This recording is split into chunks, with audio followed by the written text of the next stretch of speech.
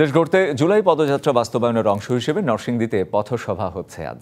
HSC পরীক্ষার কারণে দুপুরের পর সভা আয়োজনের সিদ্ধান্ত নেন এনসিপি নেতারা।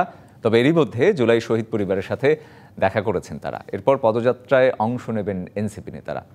শহরের জেলখানা মোড় থেকে শুরু করে নরসিংদী পৌরসভা কার্যালয়ের সামনে শেষ হওয়ার কথা রয়েছে পদযাত্রাটির। সেখানে দিনের কর্মসূচি শেষ করে সাভারে যাওয়ার কথা এনসিপি নেতাদের। নিরাপত্তা নিশ্চিতে শহরের বিভিন্ন পয়েন্টে অতিরিক্ত পুলিশ সহ আইনশৃঙ্খলা বাহিনীর বিপুল সদস্য মোতায়েন করা হয়েছে। নরসিংদীর কর্মসূচি শেষে সাভারের আশুলিয়ায় পদযাত্রা করবে এনসিপি। এ বিষয়ে আরও জানবো, নরসিংদী থেকে যুক্ত হচ্ছেন সহকর্মী তোফায়েল আহমেদ স্বপন। তোফায়েল, এর আগেও আপনি জানাচ্ছিলেন ঠিক এই মুহূর্তে, এবং আমি দেখতে পাচ্ছি যে এনসিপি নেতারা তারা এসে সমাবেশস্থলে জড়ো হয়েছেন। কি খবর আছে আপনার কাছে এই মুহূর্তে সমাবেশের?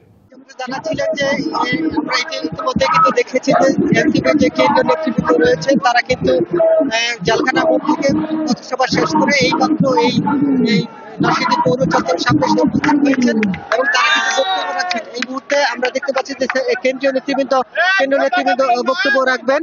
হ্যাঁ, কেন্দ্রীয় নেতৃবৃন্দর মধ্যে আমরা দেখতে পাচ্ছি যে যারা এর আগেও কিন্তু নরসিংদীর যে সকল স্থানীয় নেতৃবৃন্দ রয়েছেন তারা বক্তব্য রেখেছেন। ধীরে ধীরে কিন্তু কেন্দ্রীয় নেতাকর্মীর দিকে আসছেন। এরপরে কিন্তু তাসনিম জারা, সার্জিস আলম, হ্যাঁ, নাসির, এরপরে নাহিদ সহ তারা কিন্তু কেন্দ্রীয় নেতৃবৃন্দ বক্তব্য রাখবেন। আমরা তাদেরকে সরাসরি নিয়ে যেতে চাই।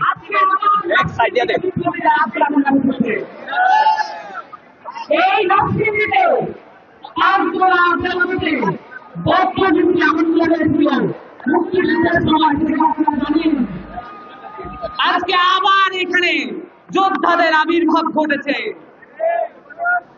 24-এর গণঅভ্যুত্থানের সময় নরসিংদীর সকল ছাত্র, যুবা, তরুণ জনতা সকলে যেভাবে নেমে এসেছিলেন, আপনাদের জন্যই নরসিংদীকে নতুন নরসিংদী হিসেবে প্রতিষ্ঠিত করার স্বপ্ন আমরা দেখতে পাচ্ছি। আপনারা দেখে থাকবেন বাংলাদেশের আকাশে এখন ভোর ঘনঘটা।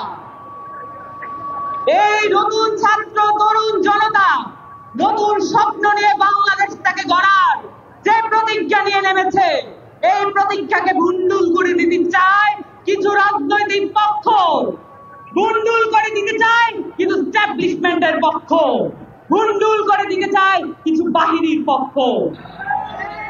নরসিংদীতে যত শহীদ পরিবার আছেন, 24-এর অভ্যুত্থানে যারা প্রাণ দিয়েছেন, সকলের প্রতি আমার শ্রদ্ধা জ্ঞাপন করছি। এবং যারা আহত, যারা নিজেদের চোখটা দান করেছেন, যারা নিজেদের বুকটা পেতে দিয়েছেন, সকলের প্রতি আমাদের সশস্ত্র সালাম এবং আপনাদের প্রতি বিপ্লবী সালাম রইল। ধন্যবাদ।